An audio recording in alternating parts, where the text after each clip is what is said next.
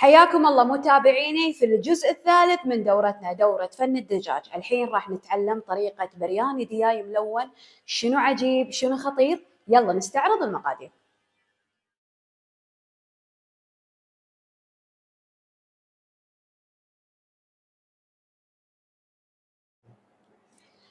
الحين راح نسوي تتبيلة حق الدياي. عندي هني علبة زبادي اللي هي كوب،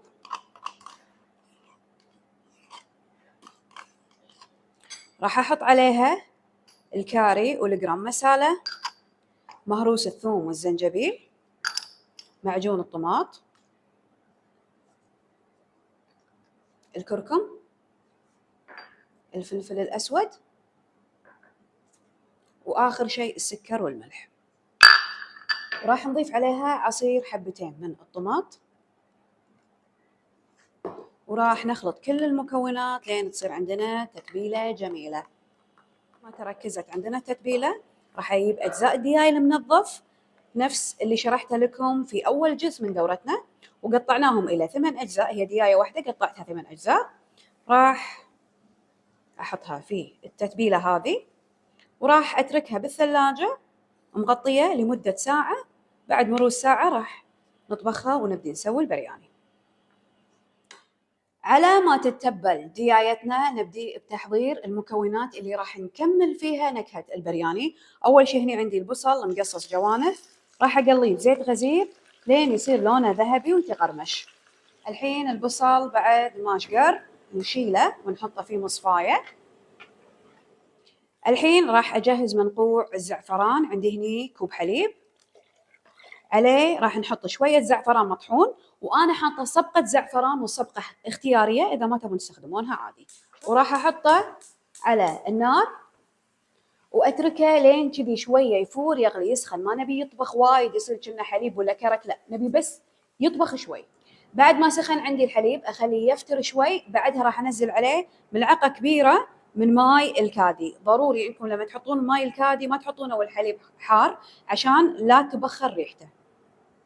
راح أسلق 3 بيضات لين يستوون، بعدها نقشرهم ونحط لهم شوية من منقوع الزعفران ونقليهم عشان نزين فيهم البرياني. بنفس الزيت راح نحمر الكازو لين ياخذ لون. بس الحين الكازو خذ لون نرفعه، وراح أحمر الزبيب. الزبيب ترى ما يبي له وقت، بس من تشوفونه يطفح ينتفخ شيلوه. شوفوا من يطفح عندي خلاص. الحين راح نسوي الدياي في جدر. راح ننزل السمنة، ننزل الدياي ونقلبه مع السمنة لين لمدة 10 دقائق لين كذي يسخن ويتحمر وياخذ لون.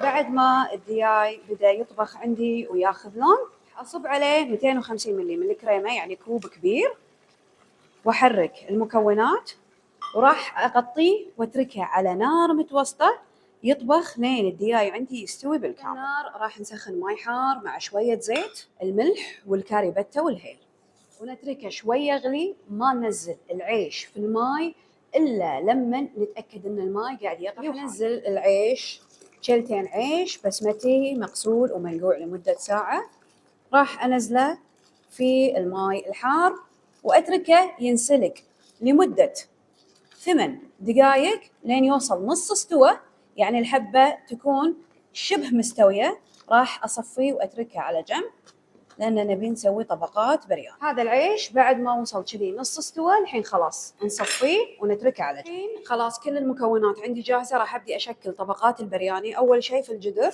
راح أوزع الجدر فاضي، راح أحط شوية زيت، وراح أخذ أول طبقة من العيش بهذا الشكل وأضغطها عدل في قاع الجدر. بعدها راح ناخذ خلطة الدياي اللي سويناها، راح أحط كل خلطة الدياي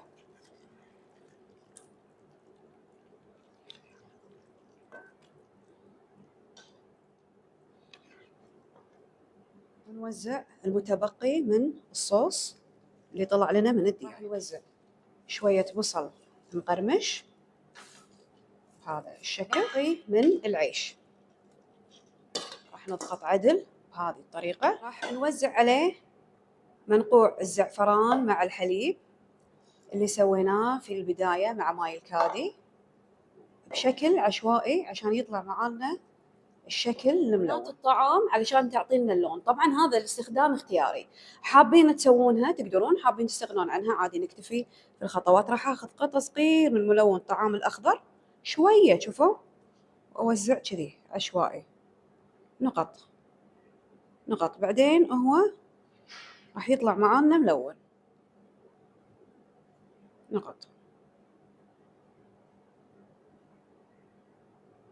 راح اوزع علوي قطع زبده بهذا الشكل، شويه بعد من البصل المكرمل النعناع الفريش، وشويه من البقدونس او الكزبره او الاثنين مع بعض. راح اغطيه واتركه على نار هاديه لمده ربع ساعه يتسكر ويتشرب النكهات كلها مع بعض، ويكون كذي خلاص البرياني جاهز عندنا. بس باقي نص غالب زبده، حبه بصل مقطعه مكعبات، فصين ثوم، ونقلب لين تبذل المكونات مع الزبده. راح نضيف عليهم حبه فلفل بارد تسبيكه، راح انزل عليه علبه معجون طماط، نحط عليه الكاري، الملح والسكر، وزع عليه عصير طماط. الحين راح اخذ كل هالخلطه واطحنها بالخلاط لين تصير ناعمه. طحنت الخلطه بالخلاط، راح اردها في نفس المقله، اضيف عليها كوب واحد من الكريمه واتركها على نار هاديه تتسبك كذي براحتها من 10 دقائق لربع ساعه. يعني متى ما حسيتوا ان لونها اشتد وصارت برتقاليه حلوه، يعني خلاص صارت جاهزه. هذا البرياني صار جاهز للتقديم وريحته تهبل. شوفوا الحين عشان يطلع معنا ملون شو نسوي؟ نقلبه بس بخفه عشان العيش ما يتكسر معنا. نخلطه مع الدياي وباقي المكونات. يا حلو ريحته، يا حلو، يا كم وصلتك الريحه روعه. نشبه في طبق البرياني، سلام، يهبل. يلا من تتقدى الحين خلاص نشبته، بزينه وزقرته وارجع لكم. وهذا طبق برياني الدياي الملون صار جاهز للتقديم، قدمناه مع الصلصة اللي سويناها وبالعافية. وما ننسى الراعي الرسمي لدورتنا، دورة فن الدجاج المجانية، شركة دجاج الديرة الكويتية، دياي طازج متغذي على الحبوب، محلي ومتربي بالكويت. تقدرون تطلبون المنتجات عن طريق الواتساب أو اتصال بموقع إلكتروني توصيل لجميع مناطق الكويت، وعندهم أفرع تقدرون تزورونها وتتسوقون منها. شكرا متابعيني لاشتراككم في دورة الدياي المجانية. إذا ودكم تشتركون بدورات أكثر، ترى هذه ملخص ونبذة بسيطة عن مجموعة دوراتي اللي كلها أونلاين وتوصلكم وتقعدون تشوفونها براحتكم.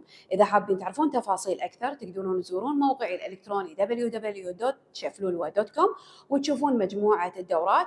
الاشتراك من الكويت وكل دول الخليج. وأي استفسار يخص الدورات وطريقة الاشتراك تقدرون تتواصلون على هذا الرقم هم واتساب. ويلا تعالوا ننتقل للجزء الرابع والأخير.